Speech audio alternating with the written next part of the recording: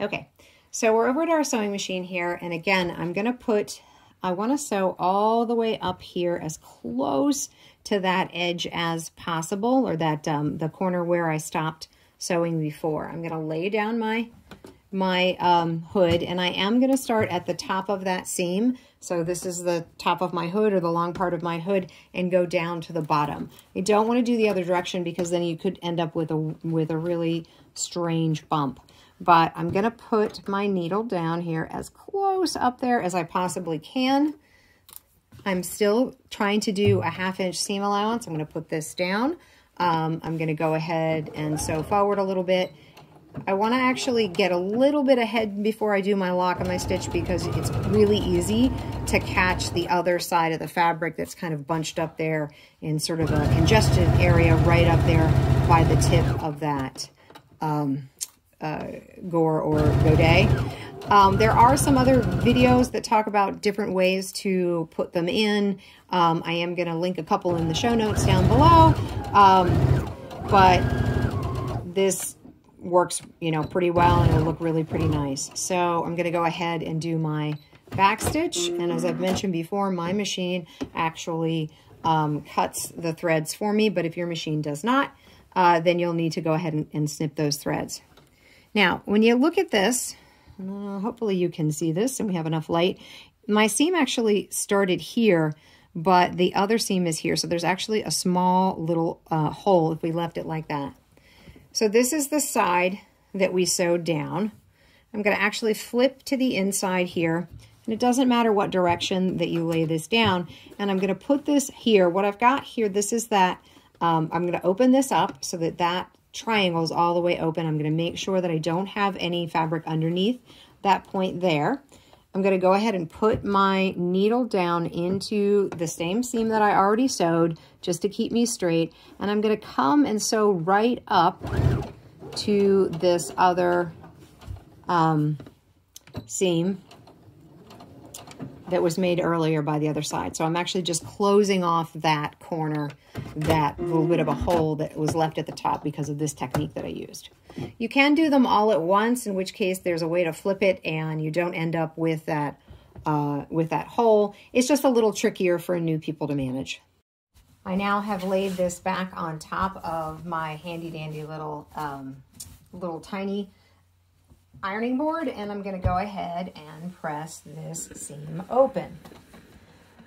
I'm also here at this corner going to just do a little bit of an extra press, and we're actually going to clip in there just a little bit, because you can see right now what I have is just a little bit of a gather up here. If I just clip here and here each direction on my seam, that'll just help it lay a little nicer, and then I'm going to press it down. So all I'm doing is a little tiny cut right there and a little tiny cut right there.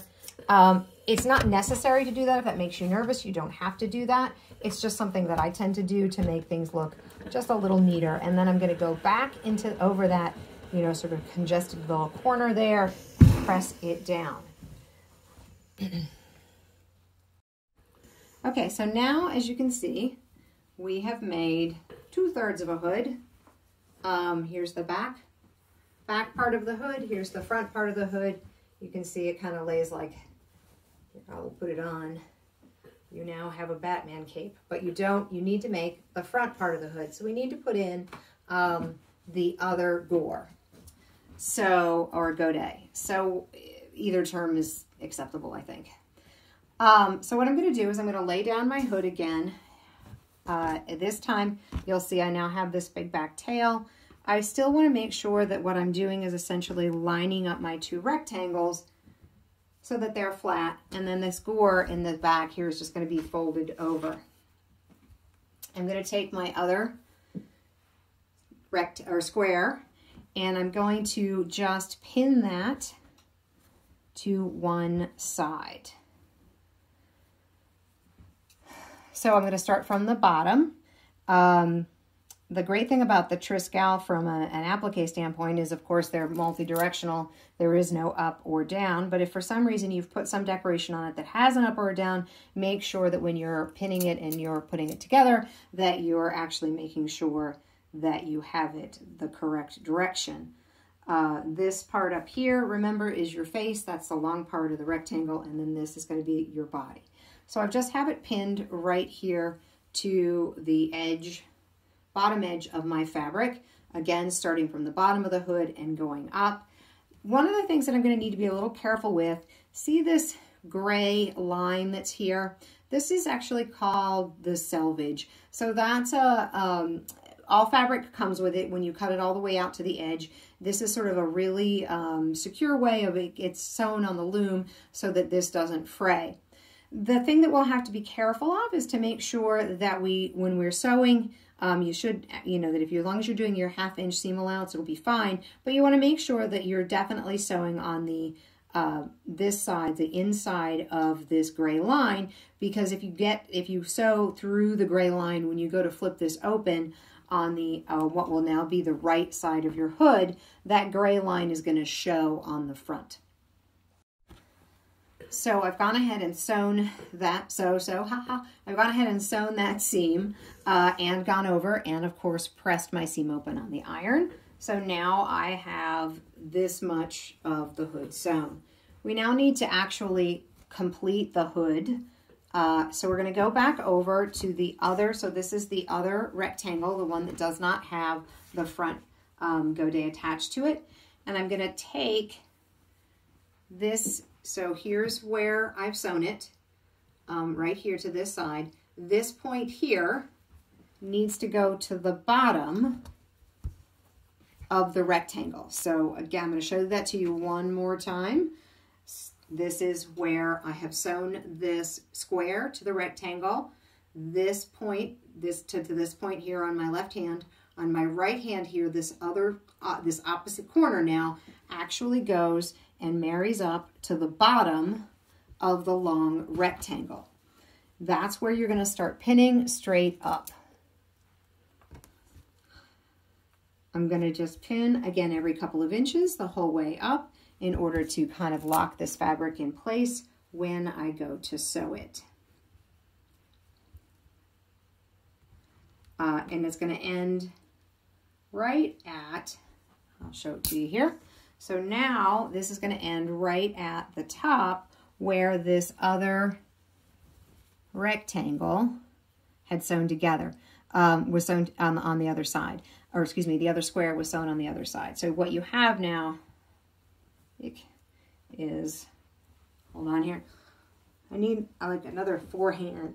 What you have now is that square is now attached to the rectangle. When I go to sew it, I'm going to sew it as close as possible to this other seam. Right here is where I'm going to start it, and then sew down. That'll actually complete your entire hood.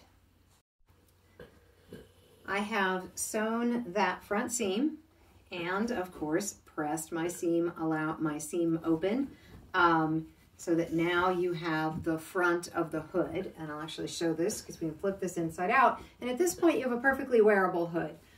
However, I'm going to show you how to finish it so that it looks a little bit neater and also will last you for many years to come. First of all, let's not wear it in a goofy fashion. But as you can see right now, you have a beautiful hood with Viking style hood with our applique in the front and some applique in the back. And it's a really nice, lovely hood. It's a good size. Will do all the things that hoods do. However, you can actually start to see that just with kind of working with it, it's kind of the nature of linen. It's starting to fray a little bit, right? It's getting a little ratty here around the edges. So we're going to actually create a hem around this edge. And you can also even do a couple of different seam treatments here on the seams themselves, or different stitches on the seams themselves, to actually sort of finish off those seams and lock them down so that they don't fray up either. And also just so that the inside of your hood kind of looks nice and neat.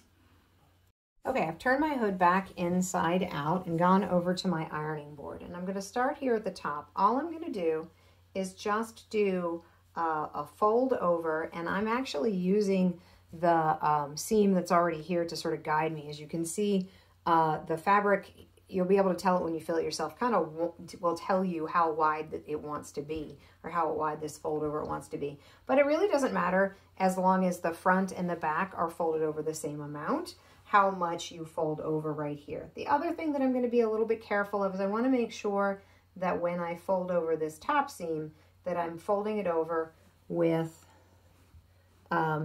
both of you've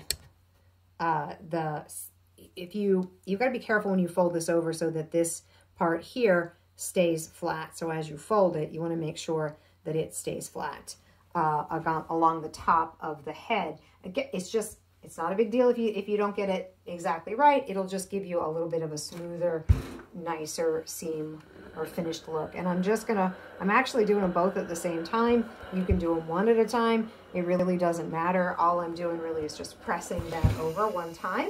So as you can see, I now have that one time pressed over. I'm going to do what's called a double fold hem. So I'm going to do a second press. Now this time I actually will do them a little bit separately, just because I want to make sure that when I fold it over, I actually capture all of that inside, sort of this rough edge to the edge of the fabric should be on the inside of that seam.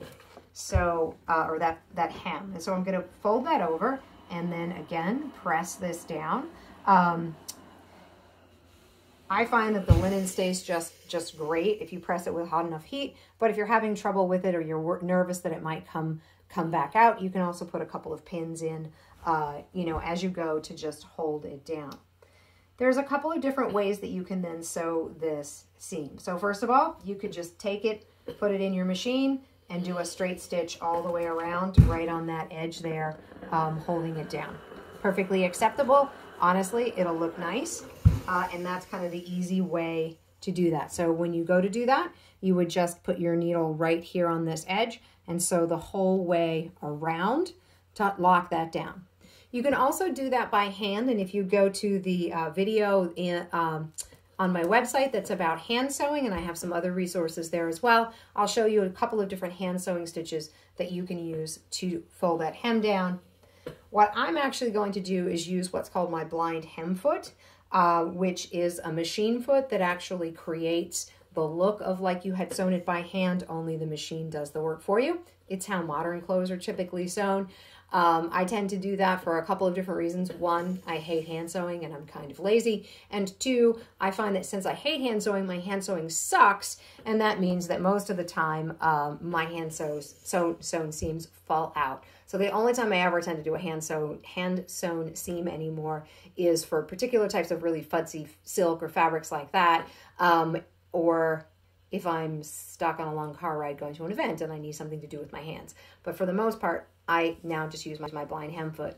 There are lots of videos online that are going to do a much better job than me to show you how to use them. They're really pretty easy to use.